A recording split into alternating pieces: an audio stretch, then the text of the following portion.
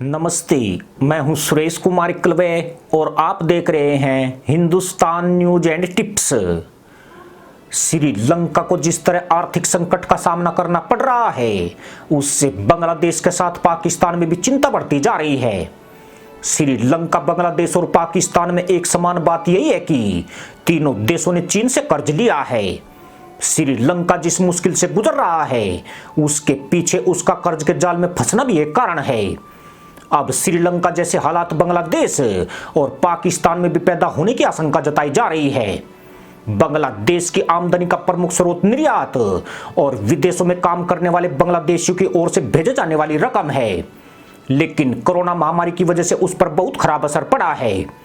जबकि पाकिस्तान के पास आमदनी का कोई खास स्रोत नहीं है। ले देकर पाकिस्तान का टेक्सटाइल उद्योग उसे कुछ मुनाफा देता है, लेकिन भारत से व्यापार बंद होने के चलते उसे अमेरिका से महंगे दाम पर कपास आयात करनी पड़ रही है, जिससे उसके कपड़ा उद्योग पर गंभीर असर पड़ा है और अंतर्राष्ट्रीय बाजार में उसे जबरदस्त कंपटीशन करना पड़ रहा है। पाकिस्तान भी श्रीलंका की तरह चीन के कर्ज पर ही निर्भर है।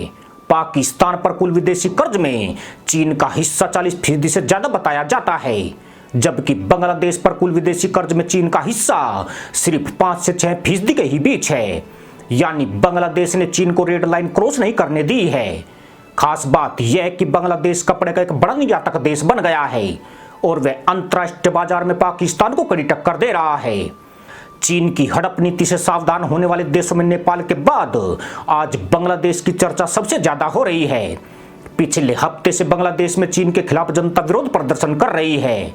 उधर सरकार भी पूरी तरह सक्रिय हो गई है। उसने चीन पर निर्भरता कम करने के लिए भारत को बेहतर विकल्प के तौर पर अपनाने का फैसला किया है। बांग्लादेश भारत के अनाज का बड़ा आयातक देश है। इसके साथ ही भारत से उसे भरपूर पानी भी मिल रहा है। भारत और बांग्लादेश के बीच 54 नदियां हैं, जिनमें गंगा नदी सबसे अहम है, जिसे बांग्लादेश में पद्मा के नाम से जाना जाता है। भारत हर साल बांग्लादेश को 30,000 क्यूसेक पानी देता है। इसके अलावा ब्रह्मपुत्र नदी भी भारत से बहते हुए बंगाल की खाड़ी में गिरती है। गंगा और ब्रह्मपुत्र दोनों ही नदियों को बांग्लादेश की जीवन रेखा करार दिया जाता है। पिछले दिनों बांग्लादेश के विदेश मंत्री AK अब्दुल मोमिन ने पाकिस्तान को इशारों में समझाया था कि बांग्लादेश का विकास बगैर भारत के सहयोग के संभव नहीं है।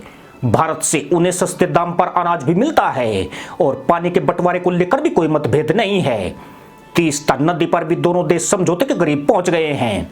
जब तक पाकिस्तान भारत विरोध में तशरीफ पटकता रहेगा, उसका संकट उतना ही बढ़ता चला जाएगा। पाकिस्तान ने अपना अहम गवादर पोर्ट 40 साल के लिए चीन को लीज पर सौंप दिया है, जबकि बांग्लादेश ने अपना महत्वपूर्ण चटगांव बंदरगाह भारत को देने का निर्णय किया है।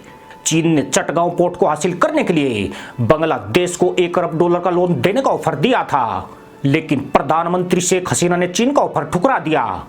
बांग्लादेश समझ गया कि अगर वह चीन के और लालच में आया तो उसका हश्र भी श्रीलंका और पाकिस्तान जैसा हो सकता है। फिलहाल भारत उसका पड़ोसी देश होने के साथ अहम सहयोगी है। दुनिया में भारत एक विश्वसनीय और ईमानदार देश के तौर पर जाना जाता है, जो संकट के समय अपने मित्र देशों की मदद में सबसे आगे रहता है। जबकि श्रीलंका और पाकिस्तान की आर्थिक स्थिति खराब होने के बाद चीन उनसे किनारा कर गया। बांग्लादेश का पाकिस्तान को इशारा है कि दक्षिण एशिया में भारत ही एकमात्र देश है जिसके पास क्षेत्र की समस्याओं का समाधान है। चीन का मकसद सिर्फ अपना हित साधना है। उससे दोस्ती करने के मायने सिर्फ एक तरफा हैं। ड्रैगन ऐसे रिश्तों को कोई खास तवज्जो नहीं देता है।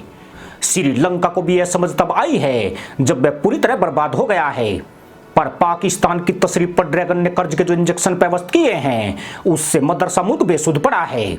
मदरसा पैदाइश अभी भी चीन पाक दोस्ती जिंदाबाद के गीत गा रही है। उन्हें यह आभासी नहीं है कि चीन सिर्फ उनका इस्तेमाल कर रहा है।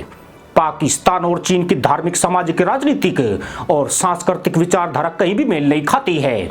फिर चीन और पाकिस्तान कैसे भाई भाई हो सकते हैं? कम से कम बांग्लादेश इस सच्चाई को जरूर समझ गया है। इसी के साथ अनुमति दोस्तों, जय जवान, जय किसान, जय हिंद, वंदे मातरम।